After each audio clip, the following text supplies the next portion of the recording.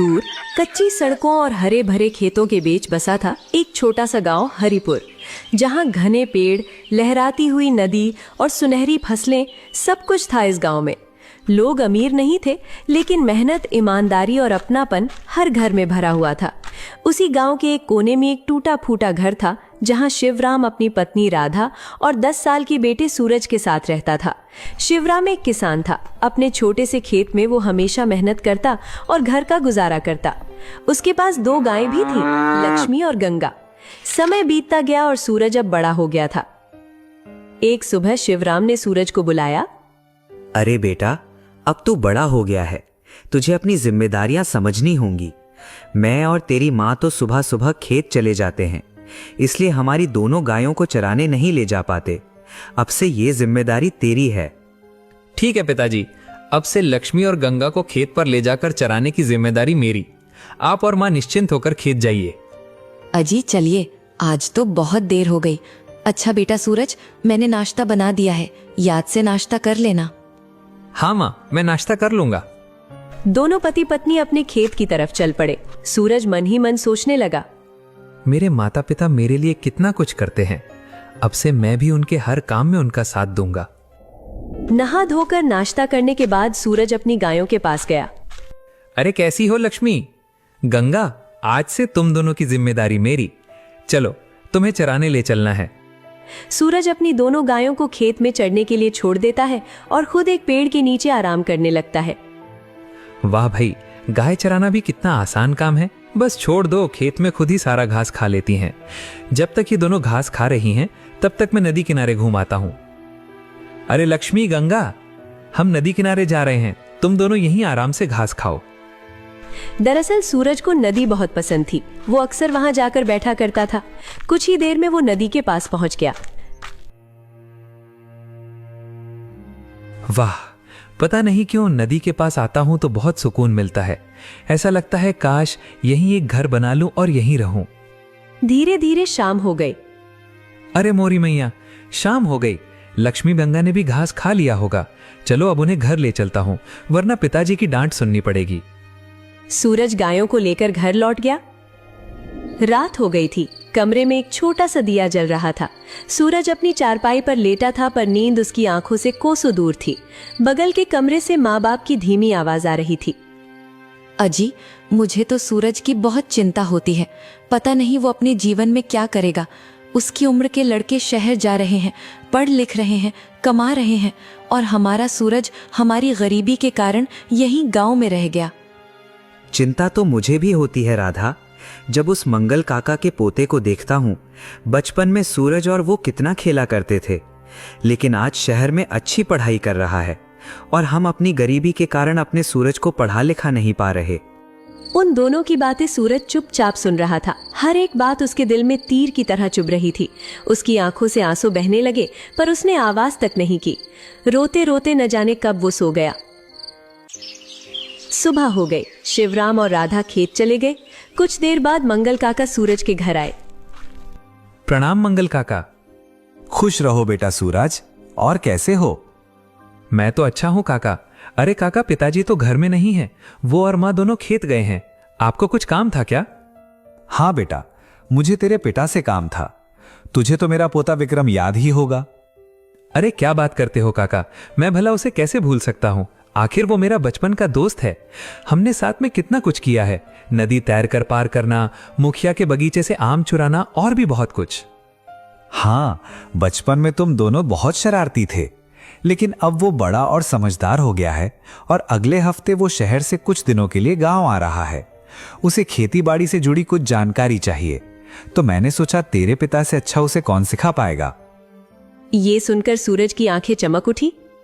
क्या बात कर रहे हो काका, मेरा दोस्त गांव आ रहा है? ये तो बहुत ही अच्छी खबर है। आप चिंता मत करिए, मैं पिताजी से जरूर कहूंगा कि वो विक्रम को खेती की सारी जानकारी दें। बेटा सूरज, क्या मैं तुझसे एक बात पूछ सकता हूं? हाँ काका, पूछिए ना। तेरी उम्र के सारे लड़के पढ़ने शहर चले गए, लेकिन तू अभी भी गांव में है। तू पढ़ाई क्यों नहीं करता? सूरज उदास हो गया। काका, आप तो जानते हैं मेरे माता पिता बहुत गरीब हैं। वो मुझे पढ़ने के लिए शहर नहीं भेज सकते, और ये सब जानते हुए भी अगर मैं उनसे जिद करूं तो ये अच्छी बात नहीं है। इसलिए मैंने कभी अपने माता पिता से पढ़ने की जिद नहीं की। ये सुनकर मंगल काका भावुक हो उठे। वाह रे सूरज, तू भले ही पढ़ा लिखा नहीं है तो क्या हुआ, तू बहुत समझदार है। तूने अपने माता पिता की स्थिति देखते हुए कोई जिद नहीं की, वरना आजकल के बच्चे तो परिस्थितियों को समझे बिना ही जिद करते हैं। तो चिंता मत कर, बिना पढ़े लिखे भी लोग बहुत कुछ कर लेते हैं। देखना, तू भी एक दिन कुछ बड़ा करेगा। इतना कहकर मंगल काका वहां से चले गए। सूरज भी रोज की तरह अपनी गायों को चराने ले गया। कुछ दिन बाद सूरज अपने कुछ दोस्तों के साथ हरिपुर गांव के हाट बाजार में सौदा लेने गया। बाजार में चारों तरफ सब्जी, फल और अनाज की दुकानें सजी थीं और लोगों की चहल पहल से पूरा बाजार गुलजार था। रास्ते में उसने देखा कि एक बूढ़ी औरत अपनी टोकरी लिए गिर पड़ी और उसके फल इधर उधर बिखर गए। भीड़ में कोई उसकी मदद के लिए नहीं रुका। सूरज तुरंत आगे बढ़ा और उसकी मदद करने लगा। अम्मा, आप ठीक तो है ना? रुकिए, मैं आपके फल इकट्ठा कर देता हूँ। भगवान भला करे बेटा, आजकल तेरे जैसे लड़के कम ही मिलते हैं जो रुककर किसी की मदद करें। अरे अम्मा, ये तो हर किसी को करना चाहिए। फल इकट्ठा करने के बाद सूरज उस बूढ़ी औरत को सुरक्षित उसकी दुकान तक छोड़ आया। ये देख उसके दोस्त उसकी तारीफ करने लगे। सूरज, तू सच में बहुत अच्छे दिल का इंसान है। अरे छोड़ो ये सब बातें, चलो अब बाकी सौदा भी ले लेते हैं। बाजार के इस छोटे से वाकये ने गांव वालों के दिलों में सूरज की सादगी और भलमनसाहत की छाप छोड़ दी। यही बात आगे चलकर बहुत काम आने वाली थी। कुछ दिन बाद जब मंगल काका अपने घर पर बैठे थे, उनका पोता विक्रम शहर से आता है। प्रणाम बाबा, कैसे हैं आप? खुश रहो बेटा और हमेशा तरक्की करो। कितने दिनों बाद तुझे देख रहा हूं, तू तो सच में बहुत बड़ा हो गया है। अच्छा बाबा, आपने शिवराम अंकल से खेती के बारे में बात की थी कि नहीं? अरे मैं तो भूल गया बेटा, उस दिन जब गया था तो शिवराम घर पर नहीं था, लेकिन मैंने सूरज को बता दिया था कि अपने पिता से कह दे। सूरज का नाम सुनकर विक्रम बहुत खुश हुआ। अरे मैं तो सूरज को भूल ही गया था। बाबा, मैं सूरज से मिलने जा रहा हूं और शिवराम अंकल से भी बात कर लूंगा। पर बेटा, तू अभी अभी तो घर आया है, कुछ खाया भी नहीं होगा। रुक, मैं तेरे लिए कुछ बना देता हूं। नहीं बाबा, अभी मुझे जाना होगा। आप मेरी चिंता मत करिए, मैं सूरज के घर खाना खा लूंगा। इतना कहकर विक्रम दौड़कर अपने बचपन के दोस्त सूरज के घर गया। उधर सूरज नाश्ता करने जा रहा था, तभी विक्रम वहां पहुंच गया। दोनों दोस्त इतने सालों बाद मिले थे, दोनों की खुशी का ठिकाना नहीं था। अरे कैसा है मेरे भाई, बड़े दिनों बाद तुझे देख रहा हूं। तू तो बिल्कुल नहीं बदला। अरे तू भी तो नहीं बदला, बिल्कुल पहले जैसा है। खैर वो सब छोड़, आजा नाश्ता करते हैं। माँ ने गर्मा गर्म आलू के पराठे बनाए हैं। हाँ यार, भूख तो मुझे भी बहुत लगी है। लगता है आज 3-4 पराठे तो खा ही लूंगा। दोनों दोस्त बैठकर नाश्ता करते हैं और खूब गप्पे लड़ाते हैं। नाश्ता करने के बाद विक्रम ने सूरज से कहा, अरे भाई सुन, शिवराम अंकल हैं क्या? मुझे उनसे खेती के बारे में जानना है। नहीं, माँ पिताजी तो खेत पर गए हैं और उस दिन मंगल काका भी मुझसे यही कह रहे थे। लेकिन कोई बात नहीं, चल हम खेत चलते हैं। तू मेरे पिताजी से बात भी कर लेना और इसी बहाने हम पूरा गांव भी घूम लेंगे। हाँ, ये अच्छा आइडिया है। वैसे भी शहर में रहकर मैंने गांव को बहुत मिस किया है। चल चलते हैं। दोनों मित्र खेत की तरफ चल पड़े। और बता, फिर क्या चल रहा है जिंदगी में? मतलब आगे क्या करना है? मैं क्या बताऊं, बस रोज सुबह उठता हूं, अपनी लक्ष्मी गंगा को चराने ले जाता हूं और शाम को घर। बस यही चल रहा है जिंदगी में। हाँ भाई, लेकिन मैं आगे फ्यूचर की बात कर रहा हूँ। तुझे फ्यूचर में क्या करना है? मैं क्या कर सकता हूँ यार, मैं तो पढ़ा लिखा भी नहीं हूँ। माँ पिताजी के पास इतना पैसा नहीं कि मुझे शहर पढ़ाई के लिए भेज सकें। ये सुनकर विक्रम को बिल्कुल अच्छा नहीं लगा। इसी तरह बातें करते हुए दोनों खेत पर पहुंच जाते हैं, जहां शिवराम अपने खेत पर हल चला रहा था। पिताजी, ये देखिए, मेरे बचपन का दोस्त विक्रम आया है। इसे आपसे खेती की कुछ जानकारी चाहिए। प्रणाम अंकल, आंटी। जीता रहे बेटा, तू तो कितना बड़ा हो गया। लेकिन मंगल ने तो नहीं बताया कि उसका पोता आने वाला है। नहीं अंकल, बाबा आपके घर गए थे, लेकिन आप उस वक्त घर पर नहीं थे। अच्छा बेटा विक्रम, आखिर कितने दिनों के लिए आया है? आंटी, बस अगले हफ्ते वापस लौट जाऊंगा। तू चिंता मत कर बेटा, मैं तुझे खेती से जुड़ी हर चीज बारीकी से बता दूंगा। कुछ देर बातें करने के बाद विक्रम और सूरज वहां से चले जाते हैं। चल, मैं तुझे मेरी सबसे पसंदीदा जगह ले चलता हूँ, जहां मैं अक्सर जाया करता था। अच्छा, ऐसी कौन सी जगह है, मुझे भी तो पता चले। ठीक है, तो चल। सूरज विक्रम को नदी के पास ले जाता है और दोनों नदी किनारे बैठ जाते हैं। तुझे पता है, मैं अक्सर ज्यादातर समय यहीं बिताता हूँ। न जाने क्यों मुझे यहाँ बहुत सुकून मिलता है। मन करता है यहीं एक घर बना लूं और यहीं रह जाऊं। सूरज की बात सुनकर विक्रम के मन में एक आइडिया आया। अरे वाह, मेरे दिमाग में प्लान है। क्यों ना तू यहीं गांव में रहकर एक नया बिजनेस शुरू करे। ये तो क्या बोल रहा है, मैं कुछ समझा नहीं। देख, मैं समझाता हूँ। क्यों ना तू गांव में एक रिवर फ्लोटिंग हाउस बनाए और उसे टूरिस्ट को रेंट पर दे। इससे तेरा सपना भी पूरा होगा और तुझे अच्छा मुनाफा भी होगा। तू कहीं पागल तो नहीं हो गया है? नदी के ऊपर घर भी हो सकता है भला? अरे हाँ भाई, आजकल टेक्नोलॉजी कितनी बढ़ गई है, नदी में घर बनाया जा सकता है। लेकिन क्या फायदा रिवर फ्लोटिंग हाउस बनाने में? बहुत पैसे लगेंगे और मेरे पास तो फूटी कौड़ी भी नहीं है। खैर, अब हमें यहां से चलना चाहिए। विक्रम ने सूरज को बहुत समझाया, लेकिन सूरज ने उसकी एक न सुनी, क्योंकि वो जानता था कि उसके माँ बाप के पास इतने पैसे नहीं हैं। फिर दोनों अपने अपने घर लौट गए। रात हो गई। विक्रम को नींद नहीं आ रही थी। उसे अब भी सूरज की चिंता खाए जा रही थी। तभी मंगल काका वहां आते हैं। क्या बात है बेटे विक्रम, तू अभी तक सोया नहीं और परेशान भी लग रहा है। हाँ बाबा, मैं सूरज के बारे में सोच रहा हूँ। क्या, सूरज के बारे में? हाँ बाबा, सूरज बेचारा अपनी गरीबी के कारण कुछ नहीं कर पा रहा, लेकिन मैंने उसके लिए कुछ सोचा है। विक्रम ने मंगल काका को रिवर फ्लोटिंग हाउस वाला आइडिया बताया, जिसे सुनकर मंगल काका बहुत खुश हुए। अरे वाह विक्रम, ये तो बहुत ही अच्छा आइडिया है। लेकिन सिर्फ आइडिया होने से क्या होगा, इसमें पैसे भी तो चाहिए और वो उसके पास नहीं है। बेटा, ये बनाने में कितने पैसे लगेंगे? बाबा, कम से कम 10 लाख रुपए तो लगेंगे। 10 लाख तो बहुत ज्यादा है बेटा, लेकिन तेरा आइडिया भी अच्छा है। शहर के लोगों को जब पता चलेगा कि गांव में रिवर फ्लोटिंग हाउस है तो वे इसका अनुभव जरूर करेंगे, जिससे अच्छा मुनाफा होगा। बाबा, मैं जानता हूं, लेकिन इसके लिए हमें पहले 10 लाख इन्वेस्ट करने होंगे। बेटा समझो, काम हो गया। हम बैंक से लोन लेकर रिवर फ्लोटिंग हाउस बिजनेस खड़ा कर सकते हैं। अरे वाह बाबा, मैंने तो बैंक के बारे में सोचा ही नहीं। अगर हम बैंक से लोन लें तो हमारा काम हो सकता है। हाँ बेटा, हम कल ही जाकर सूरज से बात करेंगे। लेकिन बाबा, क्या शिवराम अंकल इसके लिए मानेंगे? अरे कैसे नहीं मानेगा।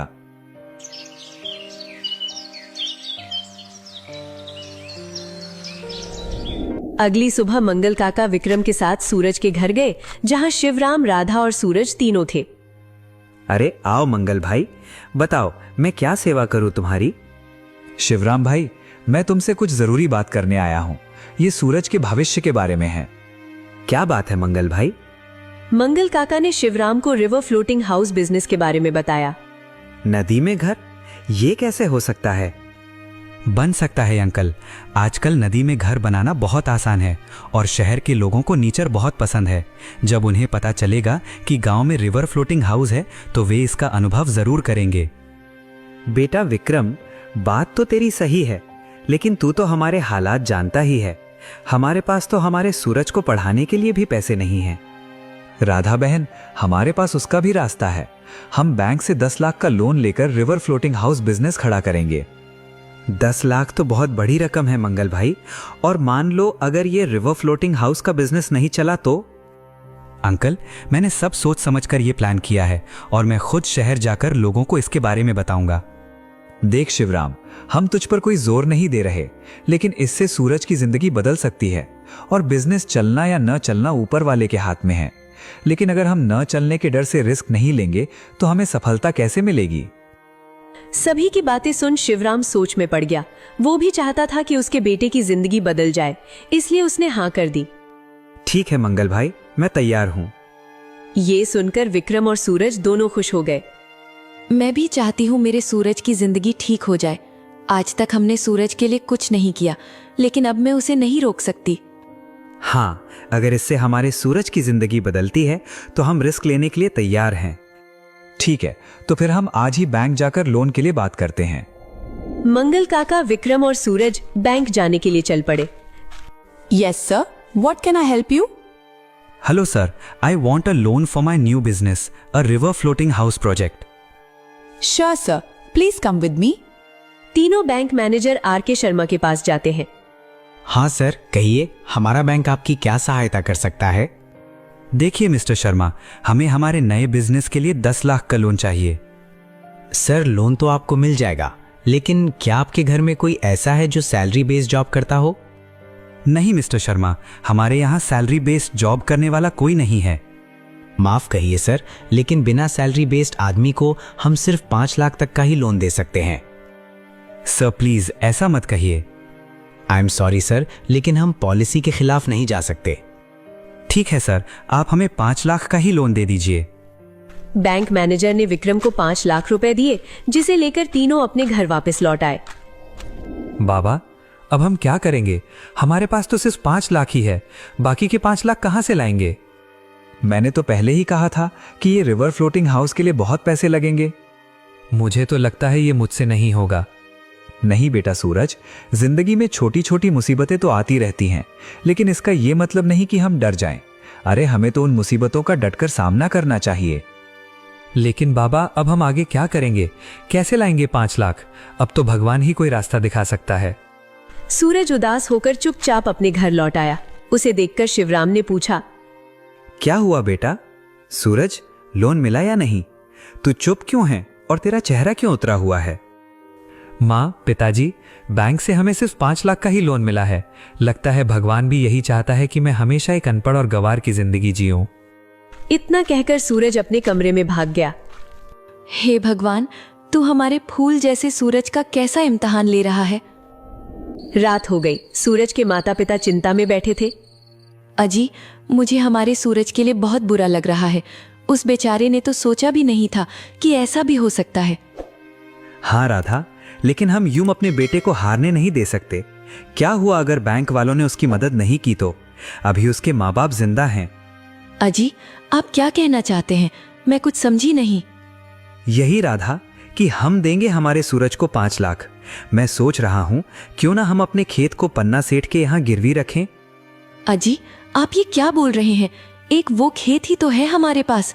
अगर हमने वो भी गिरवी रख दिया तो हमारे पास कुछ नहीं बचेगा। तो हम और कर भी कह सकते हैं राधा। हमने आज तक अपने सूरज के लिए कुछ नहीं किया, इस बार तो हमें उसके लिए कुछ करना ही चाहिए। राधा मान गई। ठीक है जी, तो हम कल ही पन्ना सेठ के पास जाकर अपने खेत को गिरवी रख देंगे। अगली सुबह शिवराम और राधा पन्ना सेठ के पास गए, अपना खेत गिरवी रखा और 5 लाख रुपए लेकर मंगल काका के घर गए। अरे शिवराम आंटी, आप दोनों आइए ना। अरे क्या बात है, सवेरे सवेरे यहाँ? सब कुछ ठीक तो है ना? मंगल भाई, ये लो 5 लाख। अब तो हम रिवर फ्लोटिंग हाउस बना सकते हैं ना? मंगल काका को शिवराम पर शक हुआ। वो सब तो ठीक है शिवराम, लेकिन तेरे पास इतने पैसे आए कहां से? अरे भाई, अब पैसे कहां से आए, कैसे आए, वो सब छोड़ो और रिवर फ्लोटिंग हाउस बनाने का काम शुरू करो। नहीं शिवराम, तुझे पहले बताना होगा, वरना मैं अभी जाकर सूरज से बात करता हूं। नहीं मंगल भाई, कृपया करके सूरज को कुछ मत पूछना। तो फिर बताओ, इतने सारे पैसे कहां से आए? शिवराम ने मंगल काका को सारी बात बताई, जिसे सुन मंगल काका और विक्रम दोनों चौंक गए। क्या तूने अपने खेत को गिरवी रख दिया? लेकिन तुमने ऐसा क्यों किया? क्योंकि मैं अपने बेटे को हारता हुआ नहीं देख सकता। वैसे भी उसने आज तक हमसे कुछ नहीं मांगा, लेकिन मैं उसका पिता हूं। मैं जानता हूं वो हमेशा इसलिए कुछ नहीं मांगता क्योंकि उसे पता है कि उसके पिता के पास पैसे नहीं हैं। जब वो मेरे बारे में इतना सोच सकता है तो मैं क्यों नहीं। सच में अंकल, आपकी तरह पिता होना बहुत भाग्य की बात है। सूरज बहुत खुशनसीब है जो उसे आप जैसे माता पिता मिले हैं। मंगल भाई, आप दोनों अभी सूरज को इसके बारे में कुछ नहीं बताएंगे। आप दोनों चिंता मत करो राधा बहन, मैं अभी सूरज को कुछ नहीं बताऊंगा। तो ठीक है, फिर मैं आज से रिवर फ्लोटिंग हाउस का काम शुरू करवाता हूँ। जैसे ही काम शुरू हुआ, गांव में बात फैलने लगी कि शिवराम के परिवार ने अपनी जमीन गिरवी रखकर नदी में घर बनाने का पागलपन शुरू कर दिया है। गांव के एक धनी व्यापारी मुरारी लाल, जो हमेशा नई सोच का मजाक उड़ाते थे, बाजार में मिलने पर शिवराम को टोकने लगे। अरे शिवराम, सुना है तूने अपनी जमीन गिरवी रखकर नदी में घर बनाने का ठेका लिया है। भला नदी में भी कोई घर टिकता है? ये पैसा तो डूब जाएगा, देख लेना। मुरारी लाल जी, हो सकता है ये जोखिम भरा हो, लेकिन बिना कोशिश किए तो हम कभी जान भी नहीं पाएंगे कि ये चलेगा या नहीं। मुझे अपने बेटे और उसके दोस्त पर भरोसा है। ठीक है, जैसी तेरी मर्जी, लेकिन जब ये डूबेगा तब मत कहना कि मैंने पहले नहीं चेताया। ये बात सुनकर सूरज का हौसला थोड़ा डगमगाया, लेकिन विक्रम ने उसका साथ दिया। सूरज, दुनिया में जब भी कोई नई चीज शुरू होती है, लोग पहले शक ही करते हैं। तू बस अपने काम पर ध्यान दे, बाकी सब अपने आप ठीक हो जाएगा। तू सही कह रहा है विक्रम, मुझे किसी की बातों में नहीं आना चाहिए। ये सुनकर सूरज का हौसला फिर से बुलंद हो गया और वो पूरे मन से काम में जुट गया। धीरे धीरे समय बीतता गया और कुछ ही दिनों में रिवर फ्लोटिंग हाउस बनकर तैयार हो गया। वाह रे बेटा विक्रम, कितना सुंदर लग रहा है ये रिवर फ्लोटिंग हाउस। हाँ बाबा, अभी तो ये और सुंदर लगेगा जब इसमें फूल लग जाएंगे। कुछ ही दिनों में रिवर फ्लोटिंग हाउस पूरी तरह से तैयार था। देख भाई सूरज, सबसे पहले मैं ही तेरे इस रिवर फ्लोटिंग हाउस में रहूंगा। हाँ भाई विक्रम, ये कोई कहने वाली बात है। विक्रम ने पूरे 2 दिन उस रिवर फ्लोटिंग हाउस में बिताए। वाह सूरज भाई, मजा आ गया। ये रिवर फ्लोटिंग हाउस तो बहुत ही कमाल का है। साथ ही उसने शिवराम से खेती के बारे में जानकारी भी ले ली और अब वो शहर वापस लौट रहा था। विक्रम मेरे दोस्त, तेरा बहुत शुक्रिया। अगर तू नहीं होता तो शायद आज मैं वही सूरज होता। सच कहते हैं लोग कि एक अच्छे दोस्त का होना जिंदगी में जरूरी है। मेरे दोस्त सूरज, ये 1 सप्ताह कैसे बीत गया पता ही नहीं चला, लेकिन अब मुझे जाना होगा। पर उससे पहले ये लो तुम्हारी पहली कमाई, पूरे 10,000 रुपए। अरे तू पागल हो गया है क्या? मैं भला तुझसे पैसे लूंगा? अरे रख ले सूरज, ये तेरी पहली कमाई है और पहली बार आई लक्ष्मी को ना नहीं करते। विक्रम ने सूरज को 10,000 रुपए का चेक दिया। अपनी पहली कमाई से सूरज बहुत खुश था। विक्रम शहर लौट गया और वहां जाकर उसने अपने दोस्तों को रिवर फ्लोटिंग हाउस के बारे में बताया। क्या सच में गांव में नदी के ऊपर तैरता हुआ घर? फिर तो मैं जरूर जाऊंगा। अरे हाँ, मैं भी जाऊंगा। आखिर मुझे भी तो ये खूबसूरत नजारा देखना है। कुछ ही हफ्तों बाद शहर से शर्मा परिवार, पति पत्नी और उनकी छोटी बेटी पहले मेहमान बनकर हरिपुर आए। सूरज ने खुद उनका स्वागत किया। वाह, ये जगह तो सच में स्वर्ग जैसी है। हमने तो सुना ही था, आज देखकर यकीन नहीं हो रहा। स्वागत है सर, आप निश्चिंत होकर यहाँ रहिए, हम आपकी हर सुविधा का ध्यान रखेंगे। रात को जब नदी की लहरों की आवाज के बीच वो परिवार तारों को निहार रहा था, तो शर्मा जी की बेटी खुशी से चिल्लाई, पापा, ये तो सबसे अच्छी छुट्टी है। हम फिर से यहाँ आएंगे ना? हाँ बेटा, जरूर आएंगे और अपने सब दोस्तों को भी बताएंगे। ये सुनकर सूरज का दिल खुशी से भर गया। उसे एहसास हुआ कि उसका सपना सिर्फ उसकी अपनी जिंदगी नहीं, बल्कि दूसरों की खुशियों का भी जरिया बन गया है। ऐसे ही धीरे धीरे रिवर फ्लोटिंग हाउस की चर्चा दूर दूर तक फैल गई। अब हमेशा कोई ना कोई इसका अनुभव करने आने लगा और धीरे धीरे सूरज को अच्छा मुनाफा होने लगा। एक दिन सूरज ने मंगल काका से कहा, काका, अगर आप और विक्रम नहीं होते तो शायद आज मैं कुछ नहीं कर पाता, इसलिए आपका बहुत बहुत धन्यवाद। नहीं बेटा सूरज, अगर तुझे धन्यवाद करना ही है तो अपने माता पिता का कर, जिन्होंने तेरे सपने को पूरा करने के लिए अपनी जमीन तक गिरवी रख दी। माँ पिताजी, आज आपने साबित कर दिया कि माता पिता अपनी संतान के लिए कुछ भी कर सकते हैं। शायद मैंने पिछले जन्म में कुछ अच्छे कर्म किए थे, जो इस जन्म में मुझे आप जैसे माता पिता मिले। बाजार में मुरारी लाल भी अब ये सब देखकर सोच में पड़ गए और एक दिन उन्होंने खुद शिवराम से माफी मांगी। शिवराम भाई, मुझे माफ करना। मैंने तुम्हारे बेटी की मेहनत और तुम्हारे भरोसे को कम आंका था। आज मुझे अपनी गलती का एहसास हुआ। ऐसे ही कई महीने बीत गए। रिवर फ्लोटिंग हाउस से अच्छा मुनाफा होने की वजह से सूरज ने अपनी गिरवी रखी हुई जमीन छुड़ाई और बैंक का लोन भी भर दिया। इस तरह उसने अपने रिवर फ्लोटिंग हाउस के बिजनेस को आगे बढ़ाया और अपने माता पिता मंगल काका और अपने सबसे अच्छे दोस्त विक्रम के साथ खुशी खुशी जीवन बिताने लगा।